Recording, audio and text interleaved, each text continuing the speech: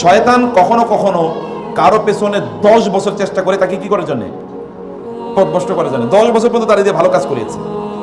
যেমন কোন এক লোকের দিয়ে শয়তান কেমন উদ্বুদ্ধ করবে, তুমি ইবাদত করো, ইবাদত করো, ইবাদত করো, ইবাদত করো। কোন এক সময় সে বলবে, আমি আল্লাহর ইবাদত করতে করতে এখন এমন একটা অবস্থা দাঁড়িয়েছে, আল্লাহর সাথে এখন আমার রিলেশন তৈরি হয়ে গেছে, এখন আল্লাহ তাআলা আমারে বলছে তোর আর ইবাদত করা লাগবে না, তুই এখন কি ইবাদত মুক্ত, এখন আর তোর শরীয়ত লাগবে না, এখন তুই কেবল মারিফত নিয়ে থাক। বুঝতে পারে না শয়তান কোথায় তাকে আক্রমণ করেছে। শয়তান অলরেডি বলছে এখন কি, এখন ওই লোক ঘুরে এবং বলে, ওই লোক ঘুরে আর বলে যে আমি মনে মনে আল্লাহর ইবাদত করি। কিসে আল্লাহর ইবাদত করে? এখন তার শরীয়তই বলে, তোমরা তো মিয়া শরীয়ত নিয়ে আসো, আমরা অলরেডি মারিফত নিয়ে আসি, 24 ঘন্টায় আল্লাহর ইবাদত করি। এক লোক আমার বললো যে আপনি নামাজ পড়েন, নামাজ পড়েন না কেন? ওই লোকের জিজ্ঞেস করলাম, বলে নামাজ পড়েন মানে কি, আপনি কতটুকু নামাজ পড়েন? আমার কতটুকু নামাজ পড়ি মানে 5 ওয়াক্ত তো পড়ি। বলে তো আপনি 5 ওয়াক্ত কত ঘন্টা নামাজ পড়েন? আপনি আধা ঘন্টা নামাজ পড়েন, আমি তো 24 ঘন্টায় নামাজ পড়ি।